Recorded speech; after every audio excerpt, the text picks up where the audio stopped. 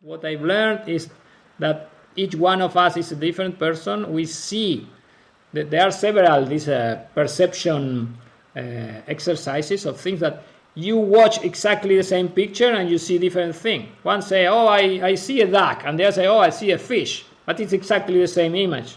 So you understand with this thing that is so visual and factual, how many interpretations of different realities can you have in a team of 30 people working around one thing. So if you see that, you understand that you have to be more open, more inclusive, and there's a different way to work and to be effective as a group than what you always believe that, oh, I'm right, the others are not getting that. I think it's that. An enormous welcome to the Power Talks. Firstly, thank you for being here. Thank you for pressing play. Thank you for giving me your time from my heart. It's really, really lovely to have you here. So this is my new podcast, my first podcast, and we are going to examine what it is that prevents women from being able to access and express their personal power, especially women who speak English as their second language or their third or their fourth, right? As that is absolutely, definitely an extra barrier. So I have some amazing guests in this series and I cannot wait to introduce you to them. So my fifth guest is a man.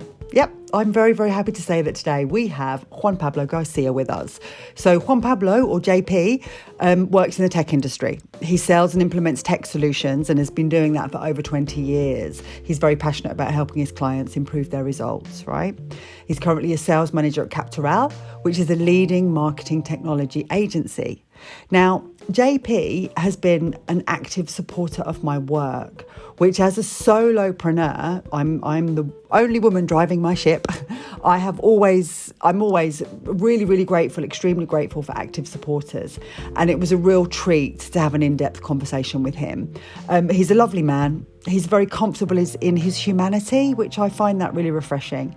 We covered many topics. So the fact that the basis of all skillful communication is a connection to our personal power, which is something that I will never stop reminding you. We talk about acceptance of self, and acceptance of vulnerability as a part of the human condition. We talk about the social pressure on women, the importance of being authentic. We talk about the necessity of having environments that invite people into the conversation and the value that each person brings to the table, which is why there really is a strategic imperative, to having inclusive spaces. We talk about the importance of practice and getting involved, not being afraid to get involved, and also how things improve with time, right? Anyway, here we go. I hope you enjoy it. Hi, JP. Welcome. Hi. Thank you for having me. Yeah, it's such a pleasure. Thank you for coming on and agreeing to do it. That's my first question, actually, is why? So what made you think, oh, yes, I would like to do that? Because I really liked from the moment I met you the first time, your approach to English teaching or to language learning, and the focus on feelings and in personal power. So this is what I really like to contribute to share or to make people know about this different approach that it has to be with a lot of things that belong to the human being that we all have inside. So it's something really different that I really want to not support. It's because the main reason is I enjoy the conversations with you, right. And I enjoy your focus and the way you try to help people, because you do what I do is to help other people in what we can. So in that case, that's the reason. I don't know if it's enough of a reason for you, but that's the reason, really. That's no, that's an amazing reason. That's a fantastic reason. Yeah, and I mean, so clearly you know me. So we most of my work is with women, but I don't want this podcast to only focus on the female experience. I want to have a focus on the male experience as well, for men that are speaking English as their second language, and to have an open conversation about some of the issues that men also face, right? Because it's not just a gendered issue when it comes to expressing yourself in a second language. So that's my first kind of question, really, for you. When you are using English in professional environments, how do you think it affects the way that you communicate? I don't want to sound greedy or that I don't care, but I don't feel the pressure because of the language, of the different language I'm using. Not when I'm in person, and when I'm onto it, is that I don't care. I don't care, and I don't feel that I'm limited myself. I will say the same. Not this. I think this has to do. It seems prepared, but it's not. But I think what I really feel is what you always say.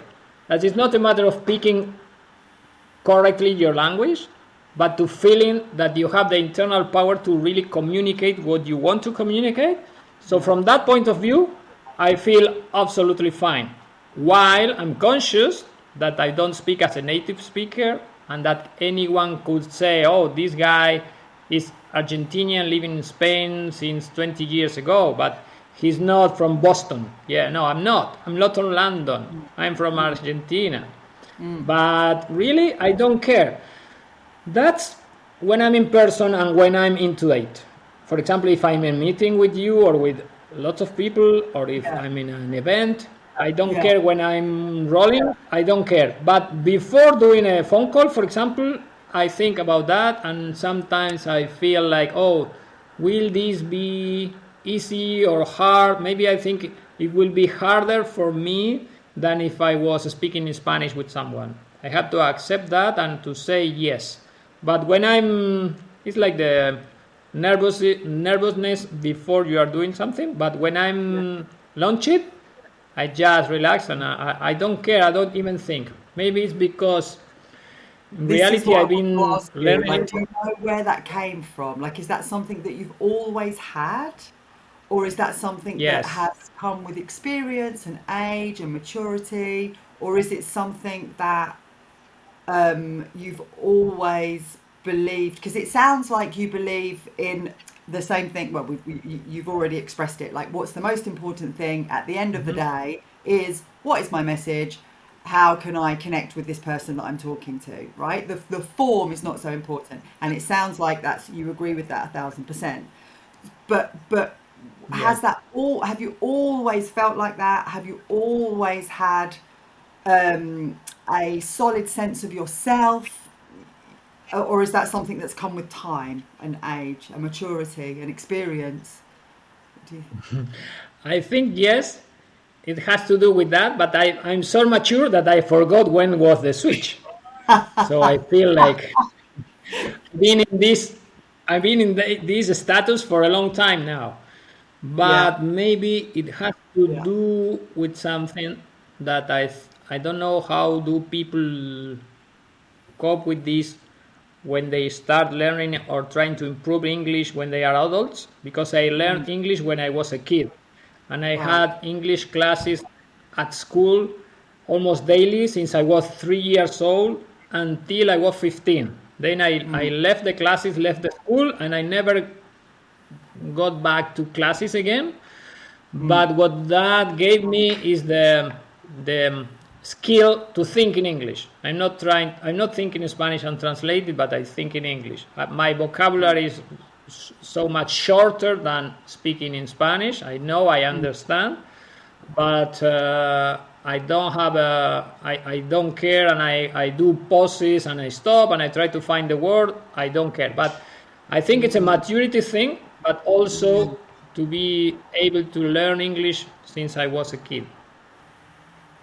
And do you know what? As I'm listening to you, I'm thinking about something. There's also a level of acceptance, which is, like I accept that my English is not perfect. It's the same with me and my Spanish, right? Like, so my Spanish is a long way from perfect. I have a very strong accent, and I often, I can't find the words that I need, but I accept it. And so it doesn't interfere with my communication. I don't think, like that, because there needs to be a level of acceptance of where you are in your in your position, and what you can do in that position, right? And that's on a deeper level, JP, that's self-acceptance, I think, actually. Yes. Yes, I think it's absolutely true. What I accept is not that I'm perfect as I should want to be, because I don't. What I accept is that I'm vulnerable as everyone, and that's a condition of each human, and I don't need to hide anything. So that's This it. is, I just yeah, accept the way it yeah, is, and I yeah, bet my communication skills or abilities or impact just yeah, to not put that into a situation that you think this is a problem. No. My yeah. boss in my company where I work always says, I admire that you don't care about being vulnerable, and I don't care at all. That's my life. I don't care. I don't really care about what people think from the point of view of saying, oh, he's not doing this really well, or he should improve that. I'm trying always to do things well, but I don't care. I don't need that approval from others to think that I'm doing the things as best as I should, because I try. I'm happy with that. Do you know what, JP? This is so it's so interesting.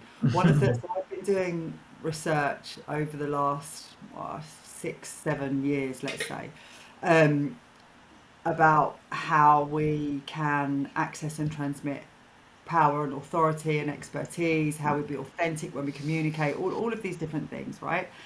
And one of the things that comes up for women is that they have something, and this is universal. It doesn't matter if you're from a village in India, or if you're in a boardroom in the United States. We have this universal thing, which is called the socialized mind. And what it means is that we look for external validation, and that we are threatened if people disapprove of us. And just hearing you Okay. speak then is so just, I wish I could just take that and give it to every single woman that I know, that thing of I don't care. So I want to add something here, because it's so, so important. When I say I want women to be able to say, I don't care, what I mean by that is that I want women to move past needing external validation, right? I want women to be able to say and mean, I don't care what other people think of me, because I validate myself. I set my standards, my own standards of how I'm going to be judged. And I'm not looking for something external to tell me if I'm doing well or if I'm doing the right thing or not.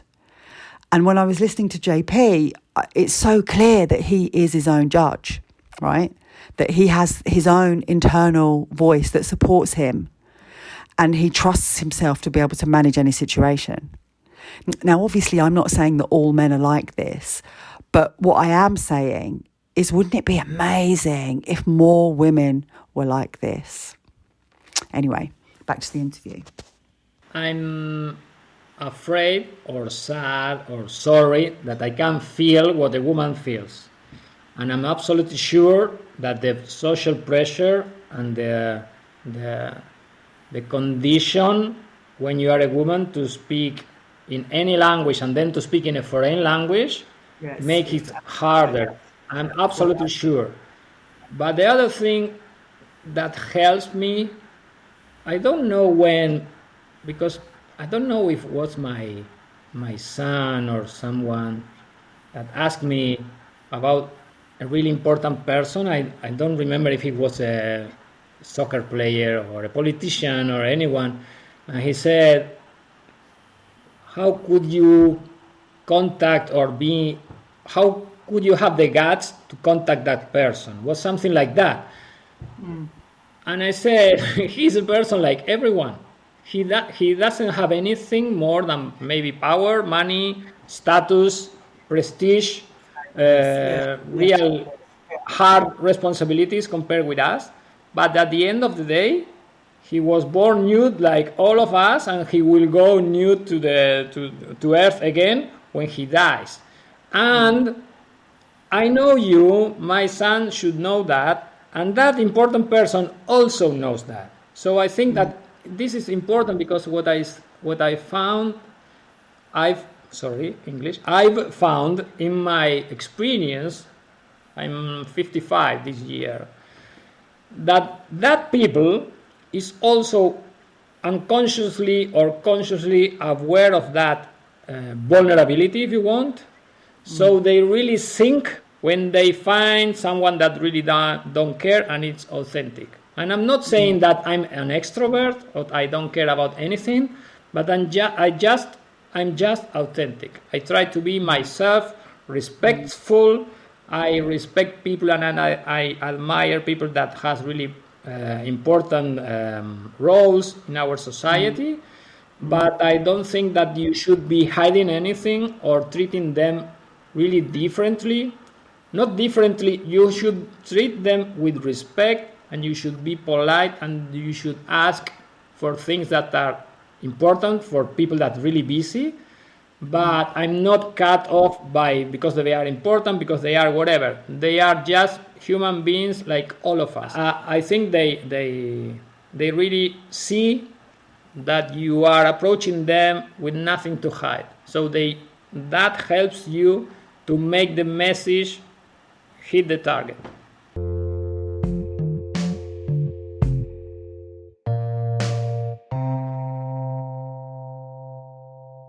I wanted to ask you a little bit about environments, like environments that you've worked in and that you work in now, and how they treat people who speak English as a second language. Like, do you feel, let's sort of focus on, rather than how you feel, like how the environment is treating and like reacting to people that speak English as their second language. In my experience, because I work in an international company, but most of us, we are not native English speakers. There's people from all over the world. But we work in English because we have some partners, some important people in the company that are from America. So we speak in English so they understand. And then as we work for international markets, everything we do, we offer, and we deal with is in English. So we keep everything in English, so we don't have to be translating again. When things are internal, they are in English, and external is the same.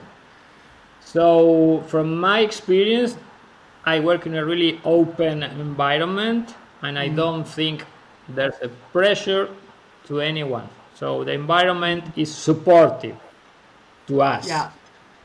But you can see that there's people, maybe younger guys. The younger guys are like they are freely speaking in English, where they are not native, but the attitude or the stance or the energy they get out is really lower than when they are speaking Spanish. You notice that, but so the environment has an effect, but it's not so bad. But it has an effect that's impossible to avoid. Yeah, because that's the other thing that I'm interested in exploring in this podcast. Now, how do we, for the people that like set the tone of a meeting, the people that are more dominant or more vocal or more comfortable, how do we ask those people to use ways that will include people, right? So how do we start actually facilitating inclusion? So, making space for the people that speak English as a second language and aren't as confident as some of the others in the room. And definitely, I mean, for me, definitely women. How do we actually invite women into the conversation? That's kind of what I'm quite interested in exploring as well. Yes, it's a good question and an important thing to consider, but I wasn't really conscious about that as something to facilitate or to solve as a problem, but I'm sure that problem exists. And if you have some Absolutely, ways, of course. yeah, but today I was in a meeting with someone. It was in Spanish, all speaking in Spanish, and then you see roles from people being openly active and speaking, and then you see other people that's not speaking as they should, because from the knowledge point of view or the things of value that they can add to the conversation, and you see that they are like folded inside. It's like, oh, I don't want to participate because I feel I suppose they feel like not empowered to participate. So I think it's Yeah. not only in English or with a foreign language, but I think in that case it will be much harder. And I'm really interested in how can you solve that, Yeah. because maybe it's a thing that can it two things. It can work in any language, even when you're native, about fixing or deciding or sharing some rules of participation so everyone feels involved in the conversation. That would be really good in any language. But then in English, when you are speaking it as a second language, it can be like paralyzing. So watching the elephant in the room before maybe can be really awesome. I don't know how can you do that, or what's a good empowering way of making people that speaks fluently or leads the conversation to create room for the others, because I'm sure that there are some people that will want to do that because they think it's good, but then could be other people that thinks I will use my power even from the level of English I use, or because it's my native language, and I don't care about including others because I will show the difference in power and in level in this conversation. It's like a status or a hierarchy problem. So Yes. Yeah. it's Yeah. really important. Okay, so I'm going to jump in here because in the interview I talk way too much. The point that I want to make is that the workload needs to be shared, right? There is way too much emphasis on the marginalised voice having to do all the work. So a shift needs to happen here. More dominant speakers and those that have positions of power, I argue, need to reflect on their behaviour and be trained on how to make spaces more comfortable for those that are reluctant to speak. I actually feel that my next professional step will be around this topic. But anyway, this is definitely where we need to go, right? We need dominant characters and people in positions of power to start becoming more comfortable with regenerative power rather than controlling power. But here the conversation turns a little bit philosophical, because for that to happen, there needs to be an understanding that ultimately we are all connected, right? And that we are all deserving of being heard. We are all valuable. Okay, back to the interview. No, but in my experience, this is philosophy, but also a really practical side, because I live that in my own company where I work. We have a coach that's really a specialist in those kind of things, in group dynamics. But it's not like, I always say, it's not your yoga teacher around the corner. He's a guy really experienced in software companies, so he knows how to deal with people working in high pressure environments and with high goals and high levels of activity. But I think this is not a philosophical thing that you want to do because it's nice, but it's a strategy thing that in my case the owner of the company I work at, it really decided to improve communications inside the company, not because there was a problem, but because of the expectation to improve. So we have this guy that creates and manages and facilitates workshops and things that really add some rules of engagement in the meetings. For example, we have rules, and it's really natural. We have rules. When we start a meeting, we do several things. When we end meetings, we do several things. When we ask for things for the other people, we ask in certain way. When we know what's an opinion, what's a fact, it's like it's really a field of its own. But I think that you should have this as a valuable thing to have in the organization you are working at. It's not something that one guy will do for a meeting, or you have to convince someone about this. You have to set the rules, and you have to work to make the rules work, because doing that, what I've learned is that each one of us is a different person. We see that there are several these perception exercises of things that you watch exactly the same picture and you see different thing. One say, oh, I see a duck, and the other say, oh, I see a fish, but it's exactly the same image.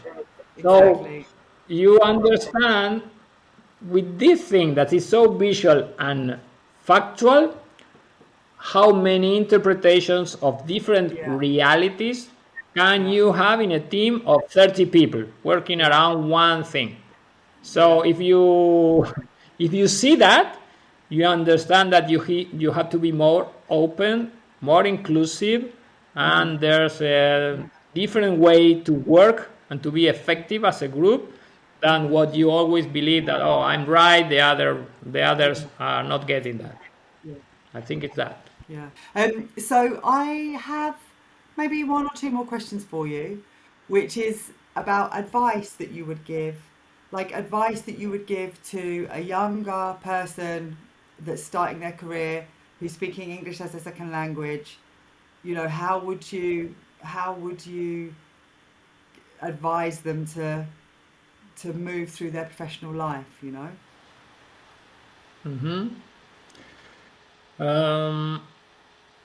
I'm kind of lost with the methods or things or resources that are available, like people like you, or English Academy, or things online, or applications or so.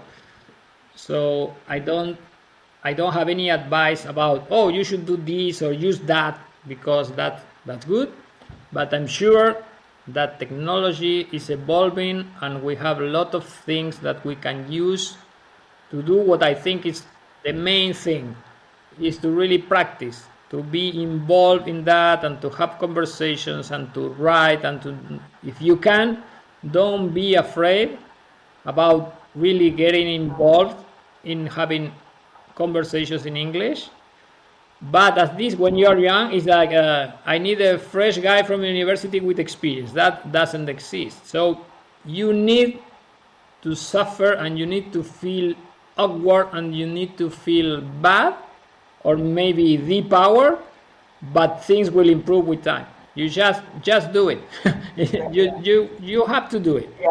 And in a place like Barcelona, for example, that there's so many people from outside, you can find places to speak with anyone. And then the other thing is like technology that we have now, and one of these trends of working from home or doing things remotely after COVID, this is really normal now.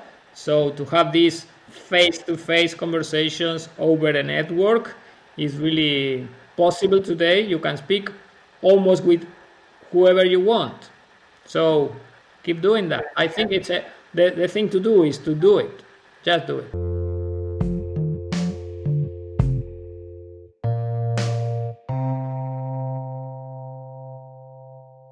beginning of the interview, you told me that that's when you have to see somebody in person or you have all the visual clues, it's much easier. But before a phone call, that you feel a little bit nervous. And I just wanted to know, yeah, how you manage that, those nerves. Then, how do you manage that? How do you prepare for that? Or No, I think I can't manage them. I just get rid of them, jumping into action. It's like I accept them. I say, oh, I feel nervous about this. Let's see what happens.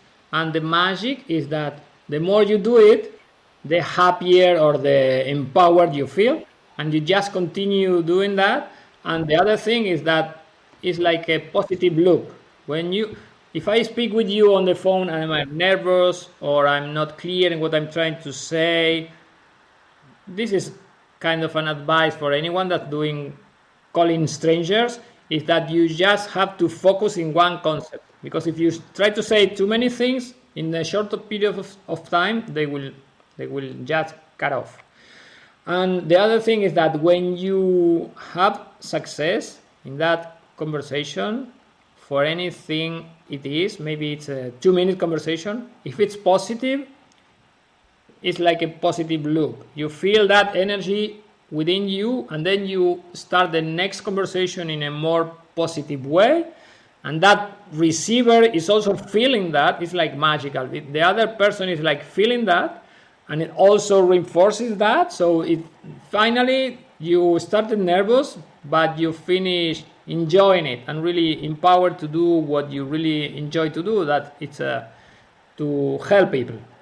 In my case, that's it. My goal is to help people. so, what did you think? I hope you enjoyed it as much as I did. I also hope that if English is your second language, or your third, or your fourth, I really hope that this inspired you to be more vocal in English. You know, the world really needs you. Thank you again for listening. I really appreciate having you here. I think these conversations deserve to have as much visibility as possible, and you can really help with that by liking and subscribing. This is that moment. Like and subscribe. Like and subscribe. Thank you so much. And I'm sending you all a big power-filled hug. I hope you can feel that.